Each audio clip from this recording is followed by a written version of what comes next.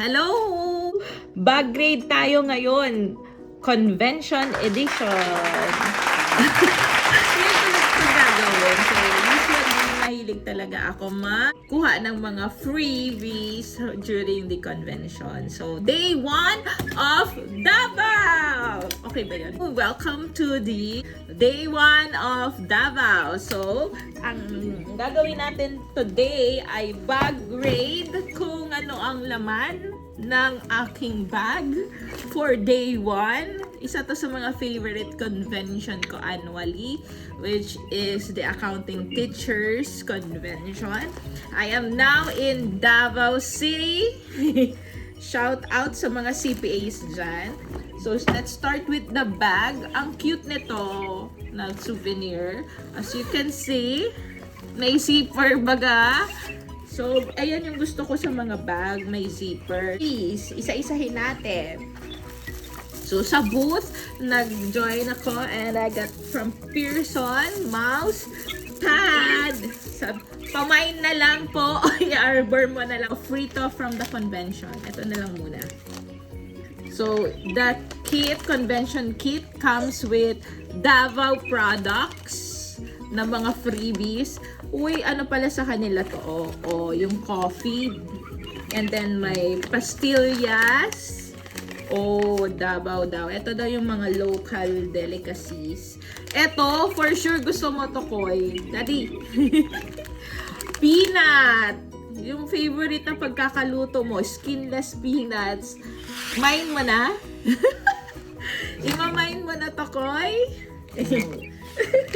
Oo, i-reserve ko na yan. Napasalubong sa kanya. Of course, merong keychain. It comes with the kit, I think. Nakuha ko siya. Nakalagay din 33rd Accounting Teachers Conference, June 9 to 11, Davao City. Tapos, merong mug. Glass mugs. Diba?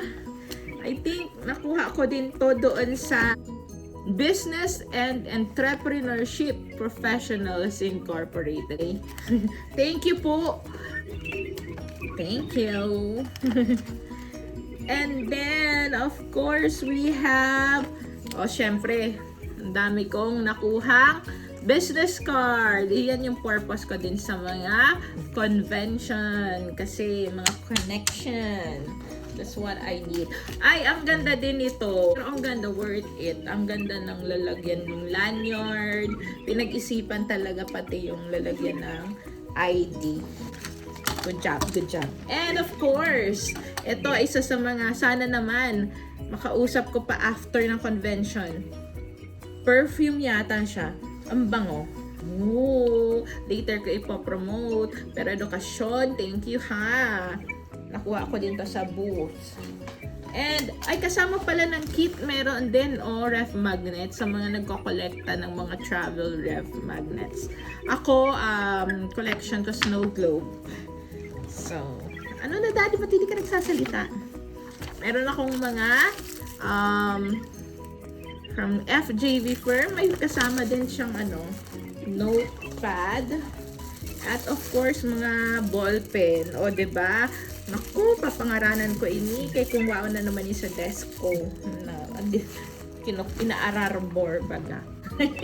Ito yung isa ro sa mga, sa IMA. Diba? Yung mga Association ng Accountants and Financial Professionals in Business. Ito, isa sa mga parang magiging favorite ko to. This is, tagal ko na din tong hinahanap. Meron ako nito dati, hindi ko na alam kung hain na. Travel adapter. Ayan, travel adapter. Kasi usually, when you go to different countries, pag nagta-travel ka, one time, pumunta ako sa Australia for Zero Convention. Ito. Mahirap maghanap kasi iba yung outlet or socket nila. So, yun. Tip pala yun. Pag magta-travel ka, dapat din may ganito ka din. Kasi ang hirap kaya magsaksak sa Ang cute niya kasi dalawang version. Lahat Oh, and may Europe, merong UK, oh, diba? Pinapili nila ako kasi yung pinili ni Cass, yung kasama din talaga Sorsogon, yes, yung sa USB, diba? Ang galing lang naman, pinag-isipan talaga yung kanilang corporate giveaways. So, thank you! My t-shirt! Susuotin namin to sa third day! Yeah! Yan po ang mga freebies ngayon. Ang nangyari today, alam ko, nagwo-worry kayo. So, kaya ako naman ito ginawa. Nag-post din ako. Kasi sina mama, shoutout sa aking mga magulang. At saka yung mga nag-message. I'm safe po. Mark, safe po ako. Nandito po ako sa Davao. That time ng lindol. Nasa Manila lang po ako nag-layover. Tapos, wala man delay yung ko. In fact, early ako. Ang ko lang, malaki yung Airbus niya. Using airlines. In fairness, on time ako at safe lahat.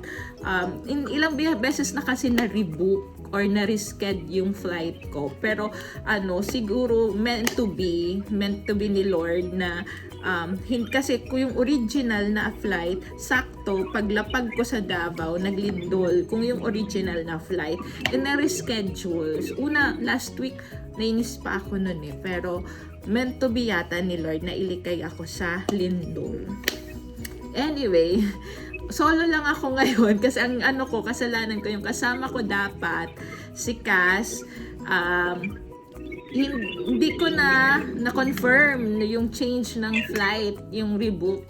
Ako kasi, kinonfirm ko pa, may options, namili ako ng options. Ang ganda ng Davao, may part na parang QC siya, tapos parang papuntang Santa Mesa. Naalala ko din. Tapos sa Ateneo de Davao na yung bagong venue. Ang ganda din ng Ateneo de Davao University. So, ang sarap din ng mga food, of course. So, don't worry if hindi ako magugutom dito. Yes! So, feeling vlogger talaga. Yun lang po. That's the version tonight. May surprise ako bukas. Bukas naman na kwento yun. Hulaan nyo kung bakit ako nakaganito at ano nangyari tonight. Bukas na lang siguro. Mas magandang ikwento bukas. Day 1 of Davao!